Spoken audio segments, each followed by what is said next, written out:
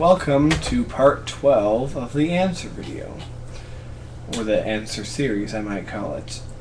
If every video is 15 minutes, and it's 4 videos per hour, we've gone 3 hours so far. And if you've sat and watched all of these in a row, you've just spent 3 hours of your life that you'll never get back looking at my face. There's worse things you could be doing. I'll put it to you that way.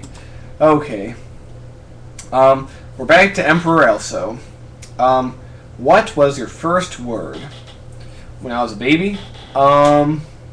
According to my mom, my first word was mommy. I'll take her word for it. I wish it was something a little bit more creative. I once knew a guy whose first word was literally shit. Because, his dad came home one day and was like, "Aw, shit," or something, and the little baby was like, "Shit," or something. But no, nothing that creative for me. I said mommy, apparently.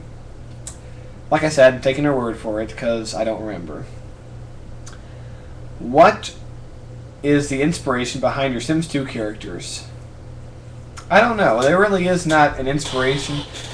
All my Sims 2 characters pretty much start out as empty shells, and it's a combination of what happens in the game and ideas I come up with that shape them.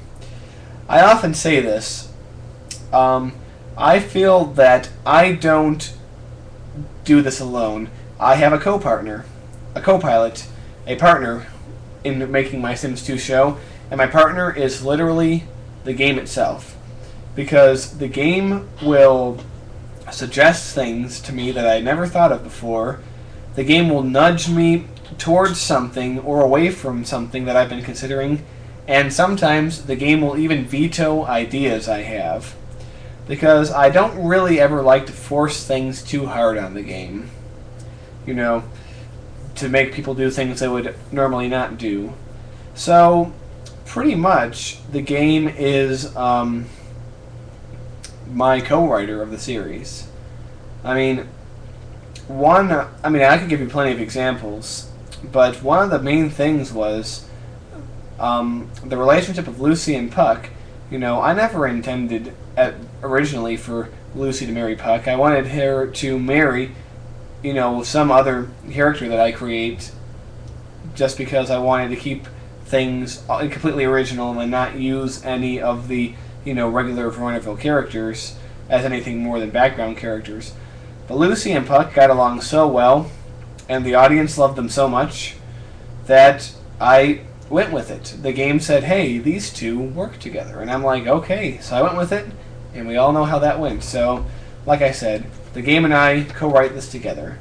Apple juice time. Cran apple.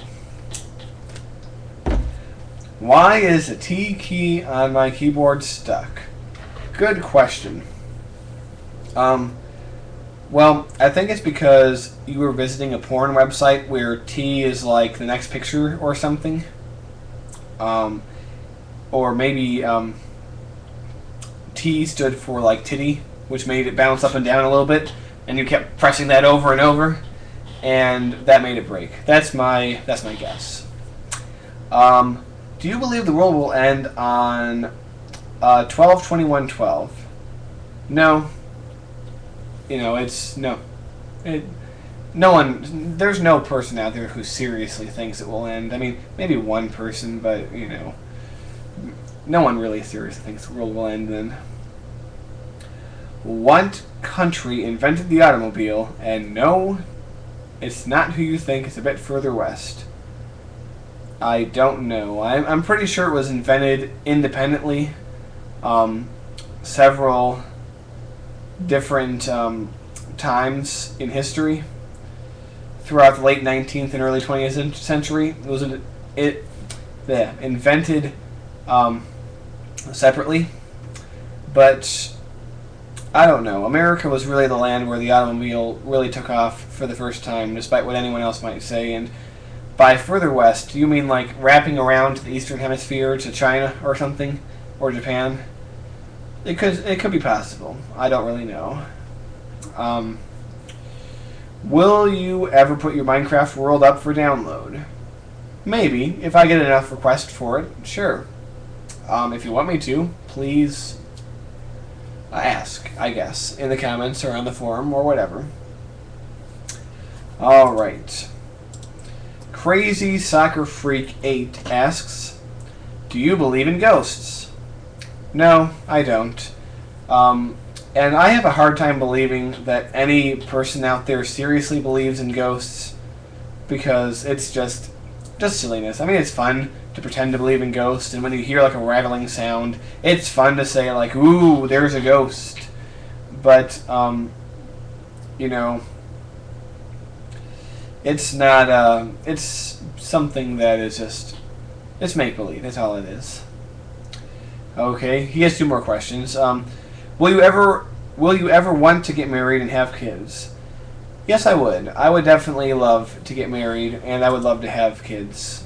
Unfortunately, as I mentioned in a previous video, my romantic life has been non-existent for the past 4.5 years, and it's really sad. It very much bothers me, but as of now, there's little I can do about it. I mean, I'm not really around that many girls. I mean, it's my own fault, really. I can go out and try different things to attract a mate, but for some reason I find myself not doing it. But I would definitely like to have a wife and some kids at some point. Do you regret dropping out of college? What do you have to say to people who are thinking about dropping out?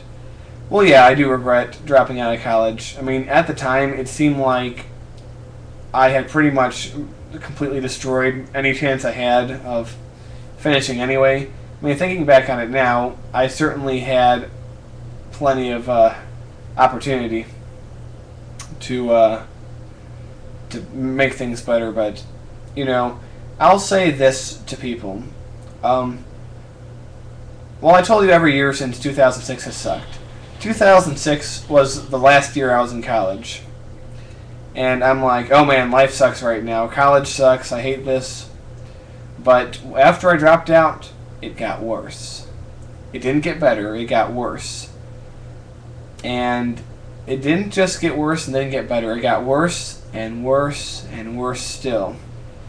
Until I'm pretty much trapped in a hell right now. Like a hellish life. And very little good is in my life so far. I mean, my YouTube things, you know, being friends with the paratrooper, Vincent Van Mike, if you've seen Sunplant, and a couple other people, the people of the House of Sim, all those are good things. You know, I still have my looks, you know, I still have, there's things I enjoy doing, but altogether, they're just they're pieces of a puzzle that is missing most of its pieces, to be honest. Life is not fun. When I was younger, I had a notion that the working class people who are down to earth are like more down to earth and they know what's going on better in the world and they are just more in tune with things. And I find that's really not true. It's pretty much the world I find myself in now, the world of the working class person. You know, their worldview is so small, such like a little box, that as a person who considers himself a thinker like me, it's really a nightmare. It's the equivalent of intellectually being locked in a very small room for the rest of your life. That's what I feel like my life has become now. So if you're thinking about dropping out of college, please don't. It might suck now, but it's going to suck even worse after you do drop out, and that's a promise. Okay, Mega Shadow 41 asks, "How are you doing?" Quite fine. How are you? Mega Shadow 41 asks again, "If you had a choice between being rich or having freedom, what would you choose?" Well, believe it or not, I think that freedom as a concept is a little overrated. Because, to technically, right now I'm swimming in freedom. I could do whatever I want. I could, you know, within financial constraints, of course, but, you know, I could walk out of my job tomorrow. I could go do a million things tomorrow. But the thing is, all these, just sort of taking care of yourself, you know, and not just taking care of yourself, but having to decide what you're doing at all times, and not having direction, not having, you know, anyone there telling you what to do. I find that to be more oppressive than tyranny, actually.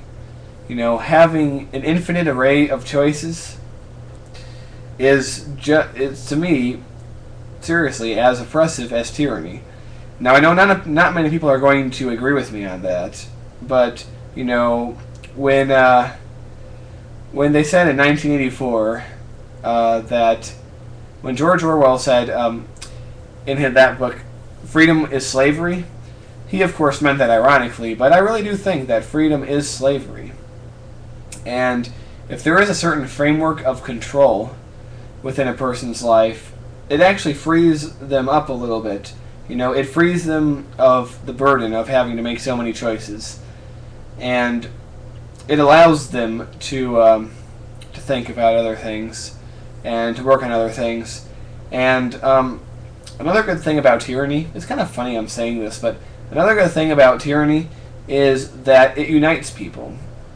You know, everyone is going through the same stuff, you know. Everyone's going through the same oppression, and it binds people together. When you have freedom, like we do in America, everyone's off on their own thing. Everyone's very selfish. They're all worried about their own little world. And as a result, instead of living in one dictatorship, as you might in North Korea, you're living in a million little dictatorships. You know, at home, at work, in social circles. Everyone is running their own little tin pot empire. So ultimately, you're no freer than you were if you were in a despotic system. So freedom is very overrated. It's kind of funny I went off on that tangent from this question, but between being free and being rich, I'd rather be rich, because money, despite what people will say, money will buy you anything. You know, if you're an ugly person, have a few $1 million, and suddenly you're the handsomest guy on the block, you know? Money can get you just about anything. Because, I mean, it might not always get you, they say money won't get you love or whatever, but it will get you a lot of distractions to make you forget that you don't have love in your life. So, you know, I'd go with being rich, because then at least I could enjoy my slavery in luxury. Let's say that. I will enjoy my slavery in luxury. That should be like on a bumper sticker or something. Okay. Dr. Cranberry asks, how do you get Amanda into others' homes, like neighbors and such? Well, that's very simple. I go to the neighborhood and I click on those people, their houses, and I have them invite Amanda over. That's a very basic mechanic of The Sims 2, and I'm kind of surprised that you need to ask that. I mean, maybe I'm not understanding your question fully. Maybe you're asking, does Amanda, like, how does she keep moving to these people's houses? And, you know, there's always the move-in option. If a person knows her well enough, they could ask her, would you like to move in? And I say yes. And that's, like I said, a pretty basic feature of the Sims 2 engine. So, kind of surprised about that you would need to know that. But then again, you might not be a advanced player, so it's alright. Pokegirl 15150 asks, are Sue and Edith going to adopt any more kids? Maybe. I mean, Amaya might be enough for them, but I don't know. I really hate the idea of Amaya being all alone and not having anyone else in her generation in her house. So I'll put the chances of them adopting a kid at 50%. It won't be soon. It will be like many